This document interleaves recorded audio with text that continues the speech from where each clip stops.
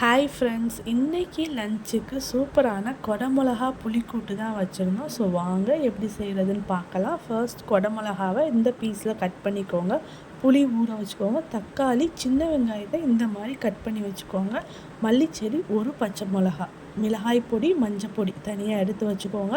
இப்போ குக்கரில் எண்ணெய் ஊற்றி எண்ணெய் காஞ்சதும் கொஞ்சோண்டு வெந்தயம் ஆட் பண்ணிக்கோங்க.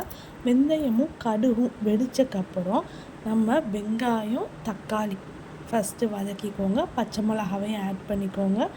மல்லிச்செடியும் ஆட் பண்ணிக்கோங்க. நல்லா வதக்கிட்டு அதுக்கப்புறம் நம்ம இந்த எடுத்து வச்சுருக்கோம்ல மிளகாய் பொடியும் மஞ்சள் பொடியையும் ஆட் பண்ணுறோம். அடுத்து கட் பண்ணி வச்சுருக்க கொடமிளகாவையும் ஆட் பண்ணுறோம். ஆட் பண்ணிவிட்டு நல்லா வதக்கிட்டு கொஞ்சோண்டு உப்பு ஆட் பண்ணிக்கோங்க. ஸோ இந்த புளி தண்ணி எடுத்து வச்சுருக்கோம்ல புளி தண்ணியையும் இதில் ஊற்றிடுங்க. ஊற்றிட்டு ஒரு விசில் வந்ததும் அடுப்பை ஆஃப் பண்ணிடலாம்.